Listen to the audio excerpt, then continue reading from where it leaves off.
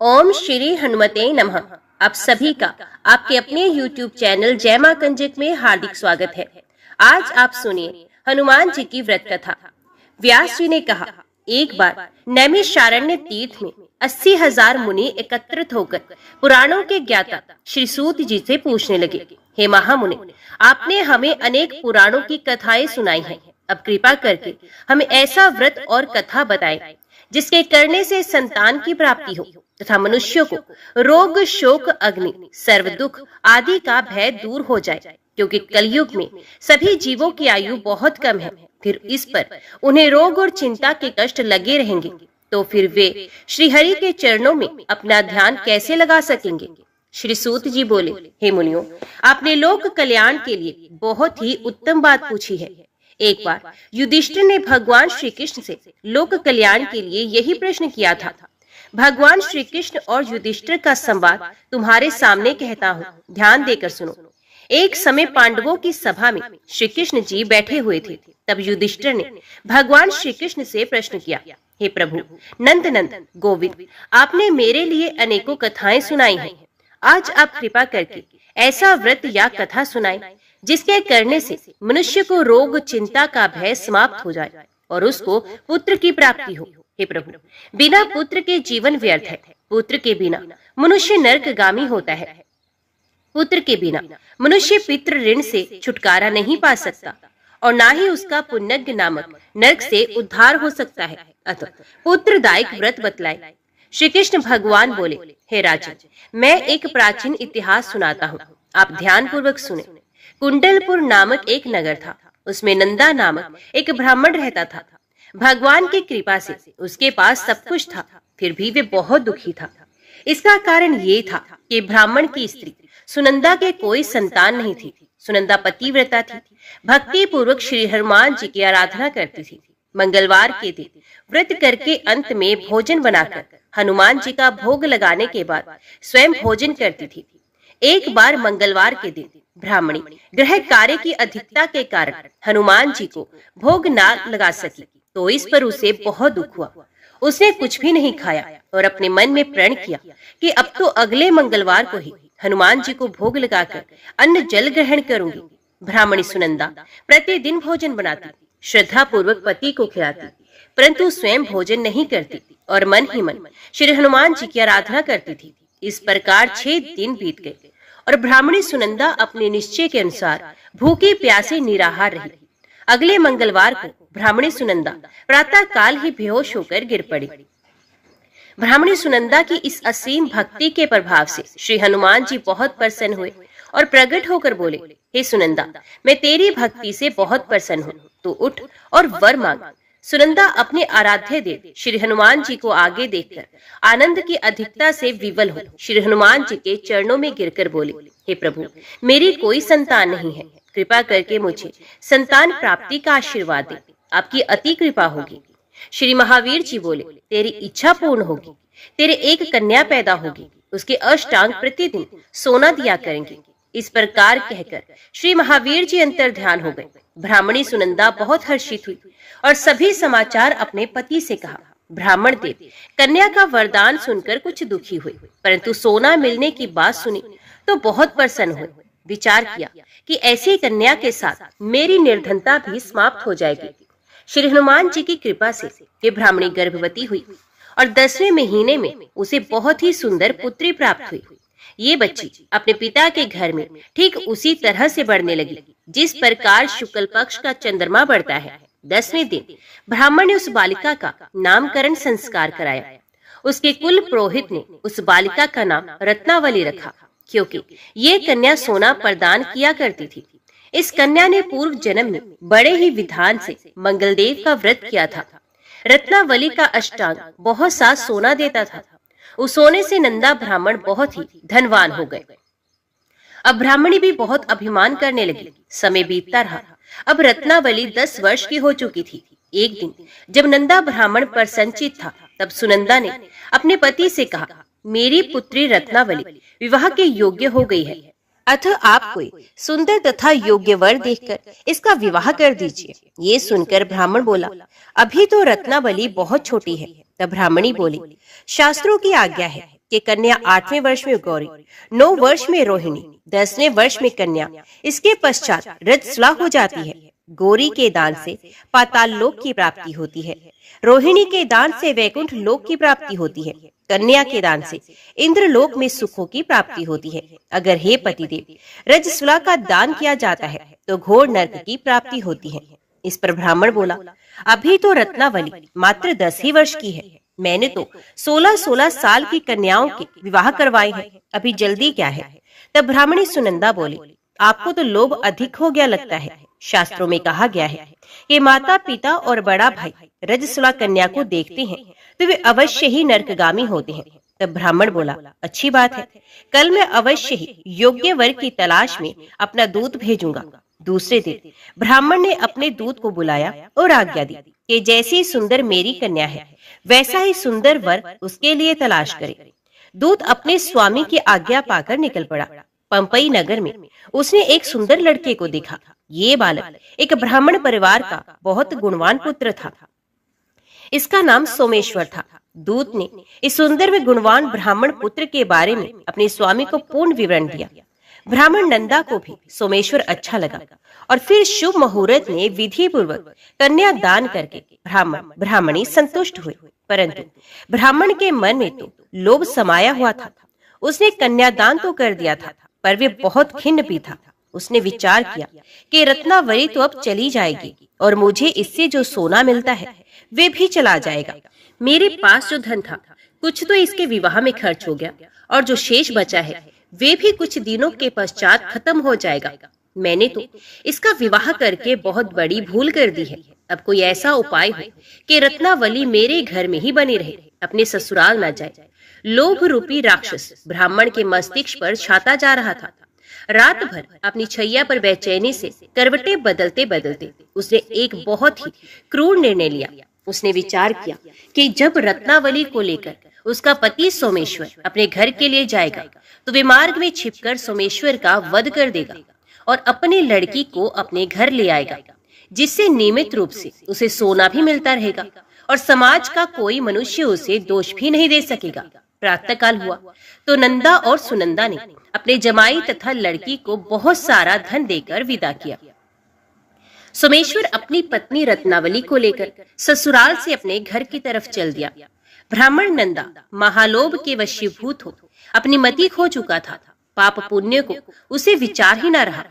अपने भयानक व क्रूर निर्णय को कार्य रूप देने के लिए उसने अपने दूत को मार्ग में अपने जमाई का वध करने के लिए भेज दिया, ताकि रत्नावली से प्राप्त होने वाला सोना उसे हमेशा मिलता रहे और वो कभी निर्धन ना हो।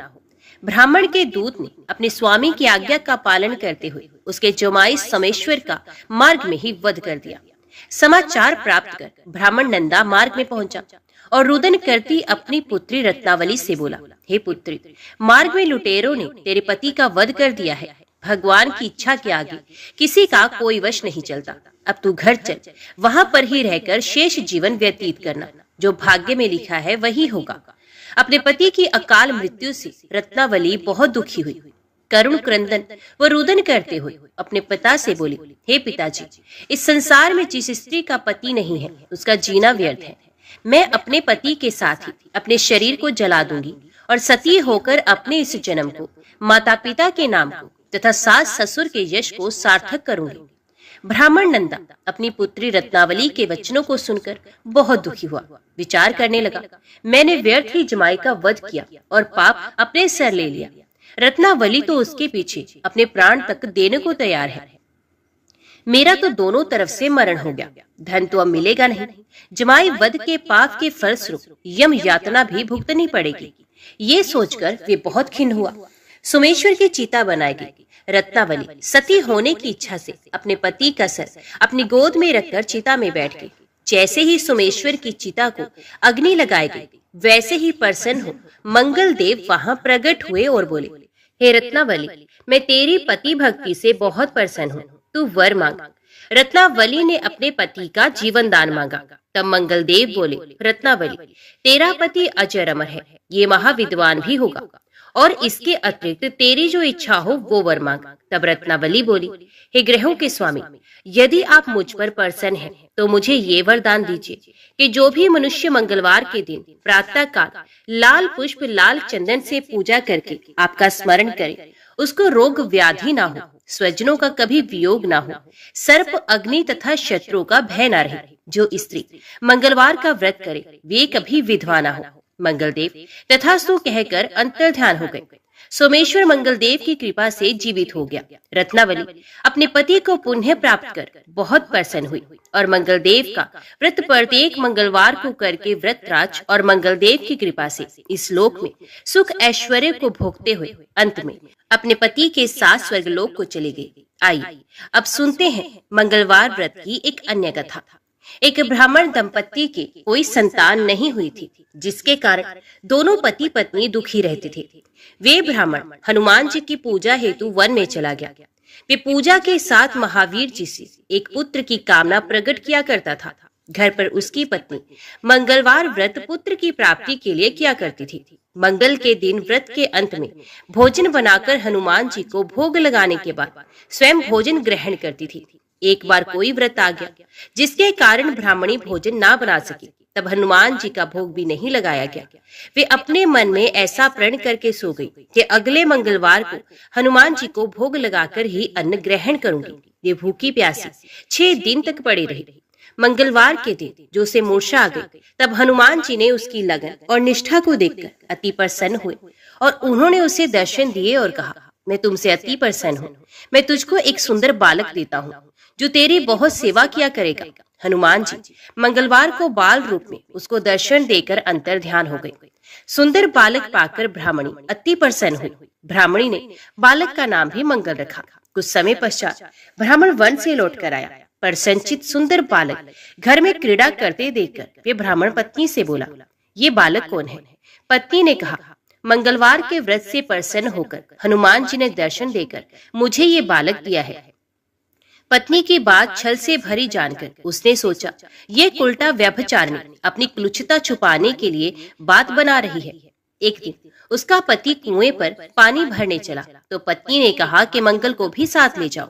वे मंगल को साथ ले चला और उसको कुएं में डालकर वापस पानी भरकर आया तो पत्नी ने पूछा कि मंगल कहाँ है। तभी मंगल मुस्कुराता हुआ घर में आया।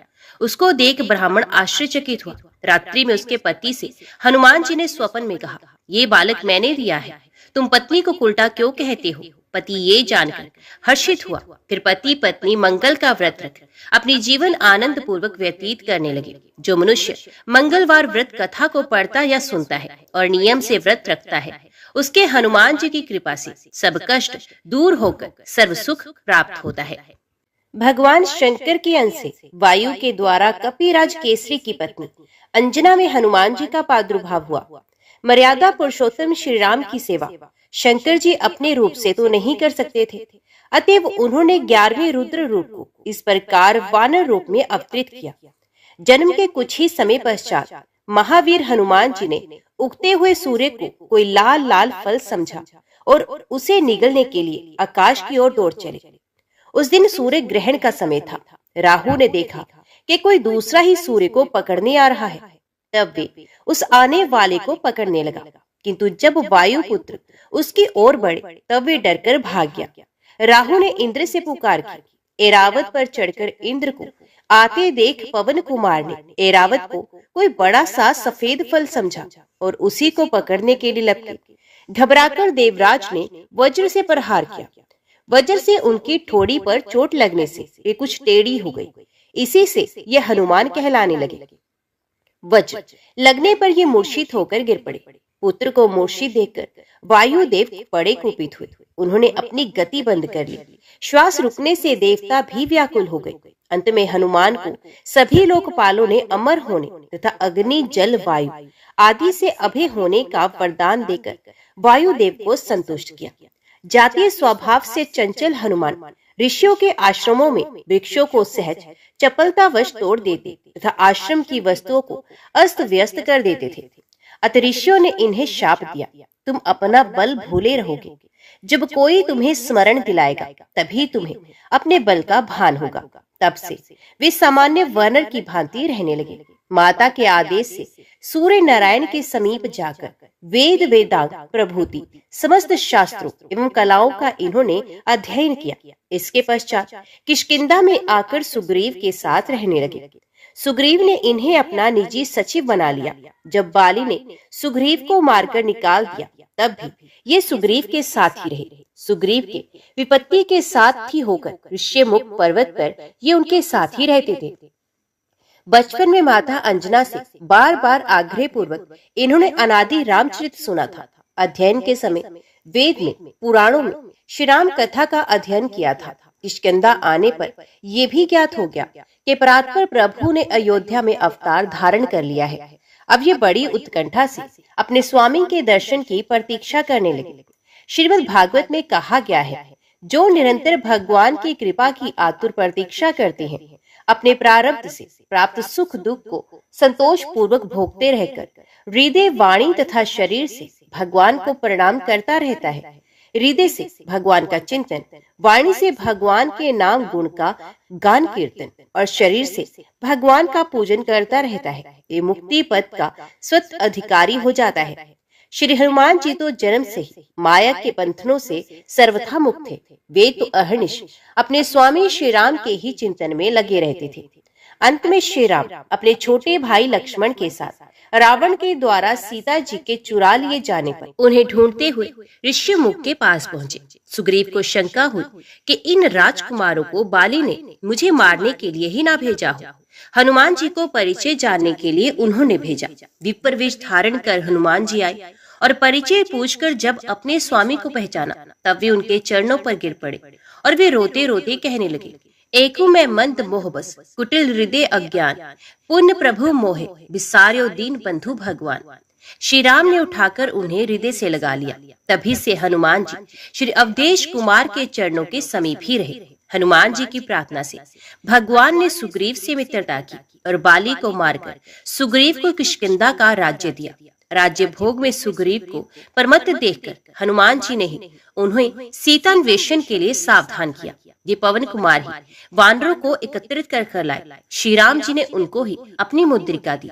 100 योजन समुद्र लागने का प्रश्न आने पर जब जामवंत जी ने हनुमान जी को उनके बल का स्मरण दिलाकर कहा कि आपका तो अवतार ही राम कार्य संपन्न करने के लिए हुआ है, तब अपनी शक्ति का बोध कर केसरी नंदन उठकर खड़े हुए। देवताओं के द्वारा भेजी हुई नाग माता सुरसा को संतुष्ट करके समुद्र में छिपी राक्षसी सिंहिका को मारकर हनुमान जी लंका पहुंचे। द्वार रक्षिका लंकनी को एक घूंसे में सीधा करके छोटा रूप धारण कर ये लंका में रात्रि के समय प्रविष्ट हुए। विभीषण जी से पता पाकर अशोक वाटिका में जानकी जी के दर्शन किए। उनको आश्वासन देकर अशोक वन को उजाड़ डाला। रावण के भेजे राक्षसों तथा रावण पुत्र अक्षय कुमार को मार दिया। मेघनाथ इन्हें किसी प्रकार बांधकर राजसभा में ले गया। वहां रावण को भी हनुमान जी ने अभिमान छोड़कर भगवान की शरण लेने की शिक्षा दी। राक्षस राज की आज्ञा से उनकी पूंछ में आग लगा दी गई। इन्होंने उसी अग्नि से सारी लंका को जला दिया। सीता जी से चिन्ह स्वरूप चूड़ामणि लेकर भगवान के समीप लौट आए। समाचार पाकर श्री राम ने युद्ध के लिए प्रस्थान किया। समुद्र पर सेतु बांधा गया। संग्राम हुआ और अंत में रावण अपने समस्त अनुचर बंधु बांधवों के साथ मारा गया। युद्ध में श्री हनुमान जी का पराक्रम, उनका शौर्य, उनकी वीरता सर्वोपरि रही। वानरी सेना के संकट के समय ये सदा सहायक रहे। राक्षस उनकी हुंकार से ही कांपते थे। लक्ष्मण जी जब मेघनाथ की शक्ति से मूर्छित हो गए तब मार्ग में पाखंडी कालनेमी को मारकर दोनाचल को हनुमान जी उखाड़ लाए और इस प्रकार संजीवनी औषधि आने से लक्ष्मण जी को चेतना प्राप्त हुई। माया भी अहि रावण जब माया करके राम लक्ष्मण को युद्ध भूमि से चुरा ले गया, तब पाताल जाकर अहि रावण का वध करके हनुमान जी ही श्री राम जी और भाई लक्ष्मण जी के साथ वहां आए।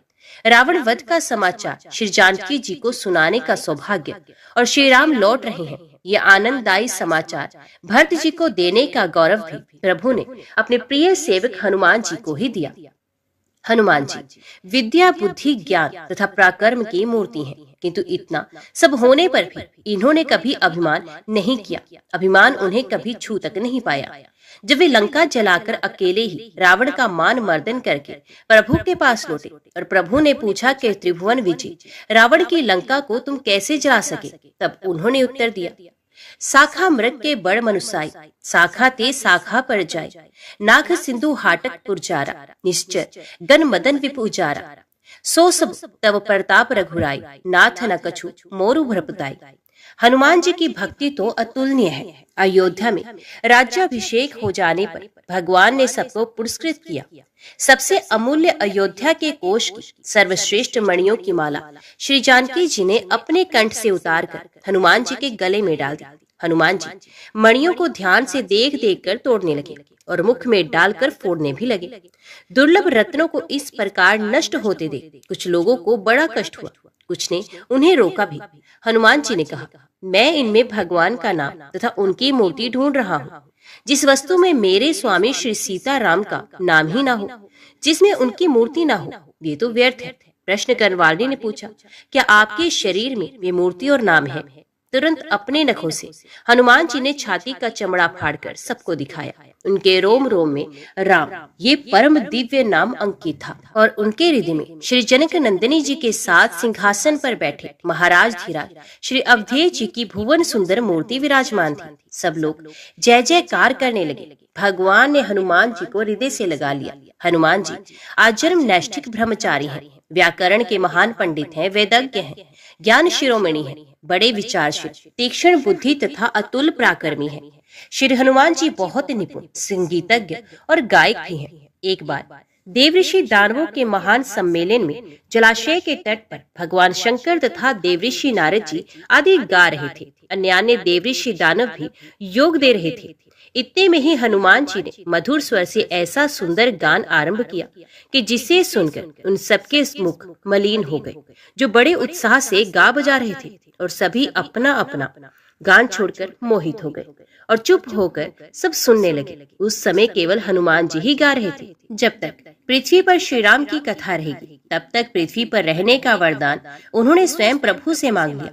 श्री राम जी के अश्वमेध यज्ञ में अश्व की रक्षा करते समय जब अनेक महासंग्राम हुए, तब उनमें हनुमान जी का पराक्रम ही सर्वत्र विजयी हुआ। महाभारत में भी केसरी कुमार का चित्र है। वे अर्जुन के रथ की ध्वजा पर बैठे रहते थे। उनके बैठे रहने से अर्जुन के रथ को कोई पीछे नहीं हटा सकता था। कई अवसरों पर उन्होंने अर्जुन की रक्षा भी की। एक बार भीम, अर्जुन और गरुड़ जी को अपने अभिमान से भी बचाया था। कहते हैं कि हनुमान जी ने अपने वज्रनख से पर्वत की शिलाओं पर एक रामचरित काव्य लिखा था। उसे देखकर महर्षि वाल्मीकि को दुख हुआ कि यदि वह काव्य लोक में प्रचलित हुआ तो मेरे आदि काव्य का समादर नहीं होगा। ऋषि को संतुष्ट करने के लिए हनुमान जी ने वे शिलाएं समुद्र में डाल दी। सच्चे भक्त में यश मान बढ़ाई की इच्छा का लेश भी नहीं होता। वे तो अपने प्रभु का पावन यशी लोक में गाता है। श्री राम कथा श्रवण, राम नाम कीर्तन के हनुमान जी अनन्य प्रेमी हैं। जहाँ भी राम नाम का कीर्तन या राम कथा होती है, वहाँ वे गुप्त रूप से आरंभ में ही पहुँच जाते हैं। दोनों हाथ जोड़कर सर से लगाए सबसे अंत तक वहाँ पर ही खड़े रहते हैं। प्रेम के कारण उनके नेत्रों से बराबर आंसू झरते रहते हैं। उन अनन्य तथा अतुल्य श्री राम भक्त के पावन पद कमलों में अनंत नमस्कार। व्यास जी कहते हैं, जो लोग राम राम राम इस मंत्र का उच्चारण करते हैं, खाते पीते सोते चलते और बैठते समय सुख में या दुख में राम मंत्र का जप करते हैं, उन्हें दुख दुर्भाग्य आदि व्याधि का भय नहीं रहता। उनकी आयु, संपत्ति और बल प्रतिदिन बढ़ते रहते हैं। राम का नाम लेने से मनुष्य भयंकर पाप से छूट जाता है, वे नरक में नहीं पड़ता और अक्षय गति को प्राप्त होता है। लंकापति रावण के वध के बाद जब अयोध्यापति प्रभु श्री राम की कीर्ति दूर दूर तक फैल रही थी और वे मर्यादा पुरुषोत्तम कहलाने लगे थे, तब एक दिन महादेव शिव की इच्छा भी मर्यादा पुरुषोत्तम श्री राम से मिलने की हुई। पार्वती जी को संग लेकर महादेव जी कैलाश पर्वत से उतरकर अयोध्या नगरी के रास्ते पर चल पड़े। भगवान शिव और माता पार्वती को आया देखकर राम जी बहुत खुश हुए और माता जानकी ने उनका उचित आदर सत्कार किया और स्वयं भोजन बनाने के लिए रसोई में चले गए। इसी बीच भगवान शिव ने श्री राम जी से पूछा, आपके सेवक हनुमान जी दिखाई नहीं दे रहे हैं। तब श्री राम बोले, वे बगीचे में हैं। शिवजी ने श्री राम जी से बगीचे में जाने की अनुमति मांगी और पार्वती जी का हाथ थामकर बगीचे में आ गए। बगीचे की खूबसूरती देखकर उनका मन मोहित हो गया।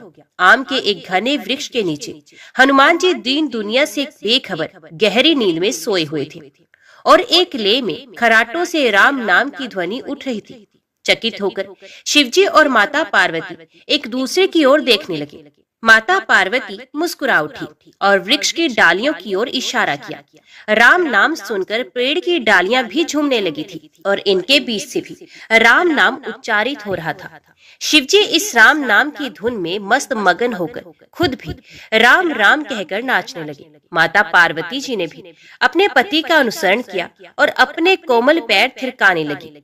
शिवजी और माता पार्वती जी के नृत्य से ऐसी झनकार उठी कि स्वर्ग लोक के देवता गण भी आकर्षित होकर बगीचे में आ गए और राम नाम की धुन में सभी मस्त हो गए।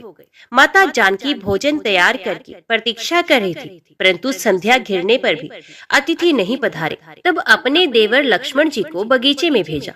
लक्ष्मण जी तो स्वयं को श्री राम का सेवक ही मानते थे, इसलिए बगीचे में आकर जब उन्होंने धरती पर स्वर्ग का नजारा देखा तो स्वयं भी राम नाम की धुन में झूम उठे।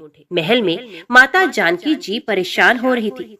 अभी तक भोजन ग्रहण करने कोई भी क्यों नहीं आया। उन्होंने श्री राम जी से कहा, भोजन ठंडा हो रहा है, चलिए हम ही जाकर बगीचे में से सभी को ले आए। तब जब राम जी भी बगीचे में गए तो वहाँ राम नाम की धूम मची हुई थी। हनुमान जी गहरी नींद में सोए हुए थे और उनके खर्राटों से अभी तक राम नाम ही निकल रहा था। श्री राम भाव विवल हो उठे। राम जी ने हनुमान जी को नींद से जगाया और प्रेम से उनकी तरफ निहारने लगे। हनुमान जी प्रभु को आया देखकर शीघ्रता से उठकर खड़े हो गए। नृत्य की सभा भंग हो गई। शिवजी खुले कंठ से हनुमान जी की राम भक्ति की सराहना करने लगे। हनुमान जी सकुचाए लेकिन मन ही मन खुश हो रहे थे। श्री सिया राम ने भोजन करने का आग्रह भगवान शिवजी से किया। सभी लोग महल में भोजन करने के लिए चल पड़े। माता जानकी जी भोजन परोसने लगी। हनुमान जी को भी श्री राम जी ने पंक्ति में बैठने का आदेश दे दिया। हनुमान जी बैठ तो गए, परंतु आदत ऐसी थी कि राम जी के भोजन परोसने के उपरांत ही सभी लोग भोजन करते थे।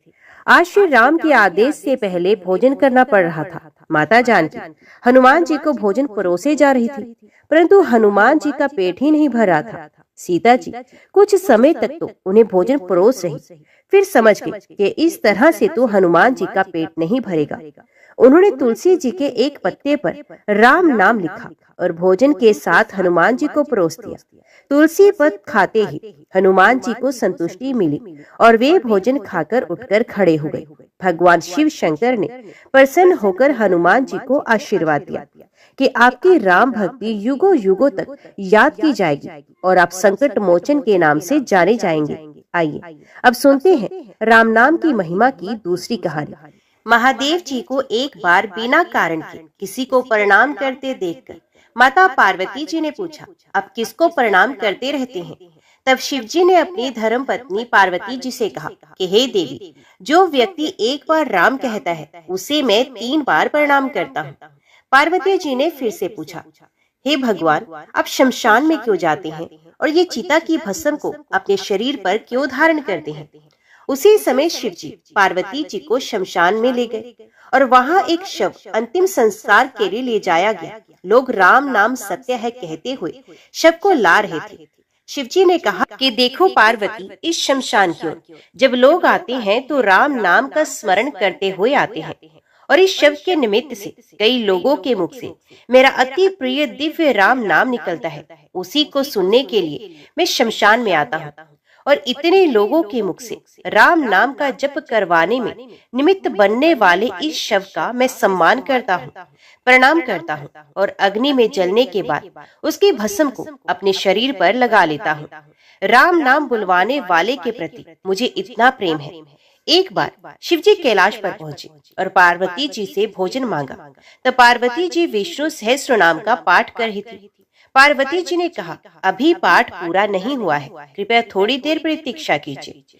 तब शिव जी ने कहा, इसमें तो समय और श्रम दोनों लगेंगे, संत लोग जिस तरह से सहस्रनाम को छोटा कर लेते हैं और नित्य जपते हैं, वैसा उपाय कर लो। तो पार्वती जी ने पूछा कि वे उपाय कैसे करते हैं, मैं सुनना चाहती हूँ।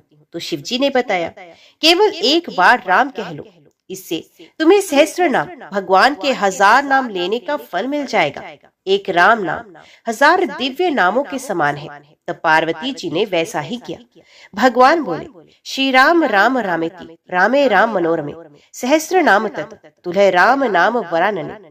ये राम नाम सभी आपदाओं को हरने वाला, सभी संपदा को देने वाला दाता है, सारे संसार को विश्राम या शांति प्रदान करने वाला है। इसलिए मैं इसे बार बार प्रणाम करता हूँ। भवसागर की सभी समस्याओं और दुखों के बीजों को भून कर रख देने वाला, समूल नष्ट कर देने वाला, सुख संपत्तियों को अर्जित करने वाला, यमदूतों को खदेड़ने वाला केवल राम नाम का जप है। इसलिए प्रयास पूर्वक स्वयं भी राम नाम जपते रहना चाहिए और दूसरों को भी प्रेरित करके राम नाम जपना चाहिए। इससे अपना और दूसरों का तुरंत कल्याण हो जाता है। यही सबसे सुलभ और अचूक उपाय है। इसलिए हमारे देश में प्रणाम राम राम कहकर किया जाता है। आइए अब सुनते हैं बिल वृक्ष की महिमा। एक बार नारद जी ने भोलेनाथ जी की स्तुति करके प्रभु से पूछा कि हे प्रभु, आपको प्रसन्न करने के लिए सबसे उत्तम और सुलभ साधन क्या है? त्रिलोकीनाथ, आप तो निर्विकार और निष्काम है, आप सहज ही प्रसन्न हो जाते हैं। फिर भी मेरे जानने की इच्छा है कि आपको क्या प्रिय है। तब शिवजी बोले, नारद जी, वैसे तो मुझे भक्त के भाव सबसे प्रिय हैं, फिर भी आपने पूछा है तो मैं बताता हूँ। मुझे जल के साथ साथ बिलपत्र बहुत प्रिय है। जो अखंड बिलपत्र मुझे श्रद्धा से अर्पित करते हैं, मैं उन्हें अपने लोक में स्थान देता हूँ। नारद जी भगवान शंकर और माता पार्वती की वंदना करके अपने लोक को चले गए। उनके जाने के पश्चात पार्वती जी ने शिव जी से पूछा कि हे प्रभु, मेरी ये जानने की बड़ी तीव्र इच्छा हो रही है कि आपको बिलपत्र इतने प्रिय क्यों हैं? कृपया करके मेरी जिज्ञासा को शांत कीजिए। तब शिव जी बोले, हे शिव, बिल के पत्ते मेरे जटा के समान है। उसका त्रियत्र यानी 3 पत्ते ऋग्वेद, यजुर्वेद और सामवेद हैं। शाखाएं समस्त शास्त्र का स्वरूप है। बिलपत्र को आप पृथ्वी का कल्प वृक्ष समझे, जो ब्रह्मा विष्णु और शिव स्वरूप है। हे पार्वती, स्वयं महालक्ष्मी जी ने शैल पर्वत पर बिल वृक्ष रूप में जन्म लिया। इस कारण भी बेल का वृक्ष मेरे लिए अति प्रिय है। महालक्ष्मी जी ने बिल्व का रूप धरा। ये सुनकर पार्वती जी कौतूहल में पड़ गई और पार्वती जी ने कौतूहल में उपजी जिज्ञासा को रोक ना पाई। उन्होंने पूछा, देवी लक्ष्मी ने आखिर बिल वृक्ष का रूप क्यों लिया?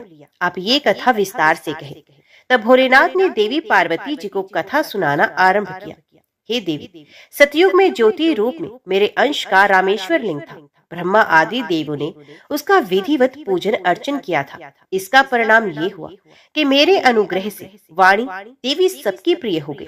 वे भगवान विष्णु को सतत प्रिय हो गई। मेरे प्रभाव से भगवान केशव के मन में वाग देवी के लिए जितनी प्रीति उत्पन्न हुई, वे स्वयं लक्ष्मी जी को नहीं भाई। लक्ष्मी देवी का श्री हरि के प्रति मन में कुछ दुराव पैदा हो गया और वह चिंतित और रुष्ट होकर चुपचाप परम उत्तम श्री शैल पर्वत पर चले गए। वहां उन्होंने तप करने का निश्चय किया और उत्तम स्थान का चयन करने लगे। महालक्ष्मी ने उत्तम स्थान का निश्चय करके मेरे लिंग विग्रह की उग्र तपस्या प्रारंभ की। उनकी तपस्या कठोरतम होती जा रही थी। हे परमेश्वरी, कुछ समय के बाद महालक्ष्मी जी ने मेरे लिंग विग्रह से थोड़ा उद्धम में एक वृक्ष का रूप धारण कर लिया और अपने पत्तों और पुष्पों द्वारा निरंतर मेरा पूजन करने लगी। इस तरह महालक्ष्मी जी ने लाखों वर्षों तक घोर आराधना की। अंततः उन्हें मेरा अनुग्रह प्राप्त हुआ। मैं वहां प्रकट हुआ और देवी से इस घोर तप की आकांक्षा पूछकर वर देने को तैयार हुआ। महालक्ष्मी जी ने मांगा कि श्री हरि के हृदय में मेरे भाव से वाग देवी के लिए जो स्नेह हुआ है वे समाप्त हो जाए। तब शिवजी बोले, मैंने महालक्ष्मी जी को समझाया, श्री हरि के हृदय में आपके अतिरिक्त किसी और के लिए कोई प्रेम नहीं। वाग्देवी के प्रति उनका प्रेम नहीं अपितु श्रद्धा है। ये सुनकर लक्ष्मी जी प्रसन्न हो गई और पुनः भगवान श्री विष्णु के हृदय में स्थित होकर निरंतर उनके साथ विहार करने लगी। पार्वती जी, महालक्ष्मी के हृदय का एक बड़ा विकार इस प्रकार दूर हो गया। इस कारण हरिप्रिया उसी वृक्ष रूप में सर्वथा अतिशय भक्ति में भरकर यत्न पूर्वक मेरी पूजा करने लगी। हे पार्वती, इसी कारण विश्व का वृक्ष, उसके पत्ते का फूल आदि मुझे बहुत प्रिय है। मैं निर्जन स्थान में बिल वृक्ष का आश्रय लेकर रहता हूँ। बेल वृक्ष को सदा सर्व तीर्थ में एवं सर्वदेव माना चाहिए। बेलपत्र, बिल फूल, बिल वृक्ष अथवा बिल काष्ठ के चंदन से जो मेरा पूजन करता है वे भक्त मेरा अति प्रिय है। बिल वृक्ष को शिव के समान ही समझो, ये मेरा शरीर है। जो बिल पर चंदन से मेरा नाम अंकित करके मुझे अर्पण करता है, मैं उसे सभी पापों से मुक्त कर अपने लोक में स्थान देता हूँ। हे देवी, उस व्यक्ति को स्वयं लक्ष्मी जी भी नमस्कार करती हैं, जो मेरा पूजन करती हैं। जो बिल्व मूल में प्राण छोड़ता है उसको रुद्र देह प्राप्त होता है, और ऐसे मनुष्य पर सदैव ही माता लक्ष्मी की कृपा रहती है, और साथ ही साथ भगवान नारायण की कृपा भी उन पर सदैव बनी रहती है। तो प्रेम से बोलो, भगवान शिव और माता पार्वती की जय। आइए अब सुनते हैं मंगलवार को सुनी जाने वाली मंगला गौरी माता की पौराणिक कथा। कुरु देश में कीर्ति नामक एक विद्वान कीर्ति शली शत्रुओं का नाश करने वाला 64 कलाओं का ज्ञाता तथा धनुर्विद्या में कुशल राजा हुआ। पुत्र के अलावा अन्य सभी शुभ चीजें उस राजा के पास थी, इसलिए वे राजा संतान के विषय में अत्यंत चिंतित हुआ, और जब ध्यान पूर्वक देवी की आराधना करने लगा तब उसकी कठोर तपस्या से प्रसन्न हो गई और उससे ये वचन बोले कि हे सुव्रत, वर मांगो। तब श्रुत कीर्ति बोला, हे देवी, यदि आप मुझ पर प्रसन्न हैं तो मुझे सुंदर पुत्र दीजिए। हे देवी, आपकी कृपा से अन्य किसी भी वस्तु का अभाव नहीं है। तब उसका ये वचन सुनकर पवित्र मुस्कान वाली देवी ने कहा, राजन, तुमने अत्यंत दुर्लभ वर मांगा है, फिर भी कृपावश मैं तुम्हें अवश्य दूंगी। किंतु हे राजन, सुनिए, यदि परम गुण पुत्र चाहती है तो वे केवल 16 वर्ष जीवित रहेगा, और यदि रूप तथा विद्या से पुत्र चाहती हो तो दीर्घ जीवी होगा। देवी का वचन सुनकर राजा चिंतित हुआ और पुनः अपनी पत्नी से परामर्श करके उसने गुणवान तथा सभी शुभ लक्षणों से संपन्न 16 वर्ष की आयु वाला पुत्र मांगा। तब देवी ने भक्त संपन्न राजा से कहा, हे राजा, मेरे मंदिर के द्वार पर आम का वृक्ष है, उसका एक फल लाकर मेरी आज्ञा से अपनी पत्नी को उसे भक्षण हेतु प्रदान करो, जिसे वे शीघ्र ही गर्भ धारण करेगी, इसमें संदेह नहीं। प्रसन्न होकर राजा ने वैसा ही किया और उसकी पत्नी ने गर्भ धारण किया। 10वें महीने में उसने देवतुल्य सुंदर पुत्र को जन्म दिया। तब हर्ष तथा शोक से युक्त राजा ने बालक का जात कर्म आदि संस्कार किया। शिव का स्मरण करते हुए उसका नाम चिरायु रखा गया। इसके बाद पुत्र के 16 वर्ष के होने पर पत्नी सहित राजा चिंता में पड़ गए और वे विचार करने लगे, ये पुत्र बड़े कष्ट से प्राप्त हुआ और मैं इसकी दुखद मृत्यु अपने ही सामने कैसे देख सकूंगा। ऐसा विचार करके राजा ने पुत्र को उसके मामा के साथ काशी भेज दिया। प्रस्थान के समय राजा की पत्नी ने अपने भाई से कहा कि आप मेरे पुत्र को काशी ले जाइए। मैंने भगवान मृत्युंजय से पूर्व में पुत्र के लिए प्रार्थना की थी और कहा था कि हे विश्वेश्वर, अब जगतपति की यात्रा के लिए मैं उस पुत्र को अवश्य भेजूंगी, अतः आप मेरे पुत्र को आज ही ले जाइए और सावधानी पूर्वक इसकी रक्षा कीजिएगा। अपनी बहन की बात सुनकर भांजे के साथ वे चल पड़ा। कई दिनों तक चलते चलते वे आनंद नामक नगर में पहुंचा। वहाँ सभी प्रकार की समृद्धियों वाला संपन्न वीरसेन नाम वाला राजा रहता था। उस राजा की एक सर्व लक्षण संपन्न युवावस्था प्राप्त मनोहर और रूप लावण्यमयी मंगला गौरी नामक कन्या थी। उत्तम सौंदर्य अभिवृद्धि को प्राप्त वे कन्या किसी समय सखियों के साथ नगर के उपवन में क्रीड़ा करने के लिए गई हुई थी। उसी समय वे चिरायु तथा उसका मामा वे दोनों भी वहां पहुंच गए और उन कन्याओं को देखने की लालसा से वहीं विश्राम करने लगे। इसी बीच विनोद पूर्वक क्रीड़ा करती हुई उन कन्याओं में से किसी एक ने कुपित होकर राजकुमारी को कुवचन कह दिया। तब उस अशुभ वचन को सुनकर राजकुमारी ने कहा कि तुम अनुचित बातें क्यों बोल रही हो? मेरे कुल में तो इस प्रकार की कोई नहीं। मंगला गौरी की कृपा से तथा उनके व्रत के प्रभाव से विवाह के समय जिसके सिर पर मेरे हाथ से अक्षत पड़ेंगे वे सखी, वे यदि अल्प आयु वाला भी होगा तो चिरंजीवी हो जाएगा। इसके बाद वे सभी कन्याएं अपने अपने घर चली गई। उसी दिन राजकुमारी का विवाह था।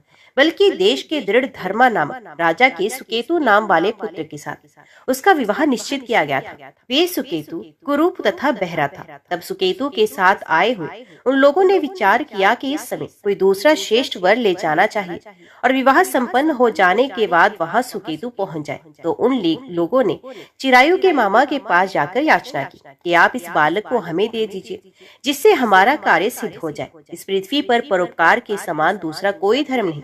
तब उनकी बात सुनकर चिरायु का मामा मन ही मन बहुत प्रसन्न हुआ, क्योंकि इसने उपवन में पहले ही कन्या मंगला गौरी की बात सुनी थी। फिर भी उसने एक बार कहा कि आप लोग इसे किस लिए मांग रहे हैं? कार्य की सिद्धि हेतु वस्त्र अलंकार आदि मांगे जाते हैं, व्रतों को कभी कहीं नहीं मांगा जाता।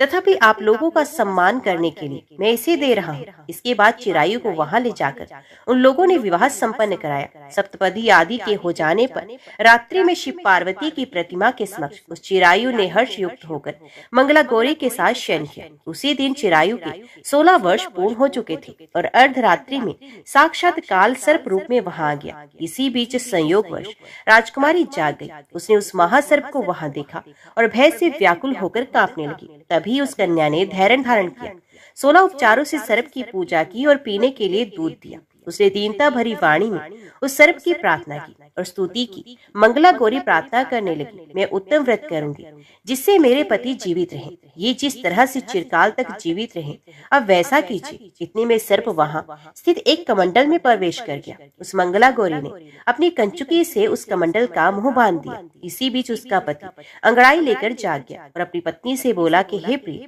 मुझे भूख लगी है। तभी अपनी माता के पास जाकर खीर लड्डू आदि ले आई और उसके द्वारा दिए भोज्य पदार्थ को उसने प्रसन्न मन होकर खाया।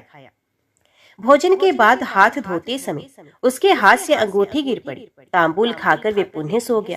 उसके बाद मंगला गौरी कमंडल को फेंकने के लिए जाने लगी। विधि की कैसी गति है! उस कमंडल में से बाहर की ओर जगमग करती हुई हार कांति को देखकर वे आश्चर्यचकित हो गई। घट में स्थित उस हार को उसने अपने कंठ में धारण किया। इसके बाद कुछ रात शेष रहते ही चिरायु का मामा आकर उसे ले गया। इसके बाद वर पक्ष के लोग सुकेतु को वहां ले आए। उसे देखकर मंगला गौरी ने कहा कि ये मेरा पति नहीं है। तब उन सभी ने उससे कहा कि हे शुभे, तुम ये क्या बोल रही हो? यहाँ तुम्हारा कोई परिचायक हो तो उसे हम लोगों को बताओ। मंगला गौरी बोली, जिसने रात में 9 रत्नों से बनी अंगूठी दी है, उसकी अंगुली में इसे डालकर परिचायक निशानी देख ले। मेरे पति ने रात्रि में मुझे जो हार दिया था उसके रत्नों का समुदाय कैसा है, उस बात को ये बताए। ये तो कोई अन्य ही है। इसके अलावा रात में परस्पर भाषण तथा भोजन आदि जो कुछ किया गया था उसे भी ये बता दे, तब ये निश्चय ही मेरे पति हैं। इस प्रकार उसका वचन सुनकर सभी ठीक है कहने लगे। किंतु जब एक भी बात ना मिली तब सभी ने सुकेतु को उसका पति होने से निश्चित कर दिया और वर पक्ष वाले जिस तरह से आए थे उसी तरह से वापस चले गए। उसके बाद अपने वंश को बढ़ाने वाले महायश से संपन्न तथा परम मनस्वी मंगला गौरी के पिता ने अन्नपान आदि का सत्र चलाया। उन्होंने वर पक्ष का वृत्तांत कानों कान सुन लिया कि स्वरूप से कुरूप होने के कारण लोगों के द्वारा किसी अन्य को वर के रूप में आदर पूर्वक लाया गया था। तब उन्होंने अपनी कन्या को पर्दे के भीतर बिठा दिया। उसके बाद 1 वर्ष बीतने पर यात्रा करके चिरायु अपने मामा के साथ ये देखने आया कि विवाह के बाद वहाँ क्या हुआ। तब भीतर से उसे देखकर वे मंगला गौरी अत्यंत प्रसन्न हुई और माता पिता से बोली कि मेरे पति आ गए हैं। तब राजा ने अपने स्वजनों को बुलाकर पूर्व में कहे गए सभी परिचायकों को निशानी को देकर मंद मुस्कान वाली अपनी कन्या चिरायु को सौंप दी। निशिष्ट जनों को साथ लेकर विवाह का उत्सव कराया गया। इसके बाद राजा वीर सेन ने वस्त्र आभूषण आदि सेना, घोड़े, रथ और अन्य भी बहुत सी सामग्रियां देकर उन्हें विदा किया। उसके बाद कुल को आनंदित करने वाला वे चिरायु पत्नी तथा मामा को साथ लेकर सेना के साथ अपने नगर पहुंचा। लोगों के मुख से उसे आया हुआ सुनकर उसके माता पिता को विश्वास नहीं हुआ। उन्होंने सोचा कि प्रारब्ध अन्यथा कैसे हो सकता है। इतने में अपने माता पिता के पास आया और स्नेह से परिपूर्ण वे चिरायु भक्ति पूर्वक उनके चरणों में गिर पड़ा। तब अपने पुत्र का मस्तक सुनकर उन दोनों ने परम आनंद प्राप्त किया। पुत्र वधू मंगला गौरी ने भी सास ससुर को प्रणाम किया। तब सास उसे अपनी गोद में बिठाकर सारा वृत्तांत शीघ्रता पूर्वक पूछने लगी। हे महामुनि, तब पुत्र वधू ने भी मंगला गौरी के उत्तम व्रत महात्म्य तथा जो कुछ घटित हुआ था वे सब वृत्तांत बताया। जो कोई भी इसका श्रवण करता है या इसको कहता है उसके सभी मनोरथ पूर्ण हो जाते हैं, इसमें संदेह नहीं। प्रेम से बोली मंगला गौरी माता की जय। आज की वीडियो में इतना ही। उम्मीद करती हूँ वीडियो आपको पसंद आई होगी। वीडियो पसंद आई हो तो वीडियो को लाइक और चैनल को सब्सक्राइब जरूर कीजिएगा। जय श्री हरि लिखकर कमेंट बॉक्स में अपनी हाजिरी और अपने सुझाव देना ना भूलेगा। तो मिलते हैं अगली कथा अगली वीडियो के साथ। तब तक के लिए देखते व सुनते रहिए। जय मां कंचक, जय माता दी।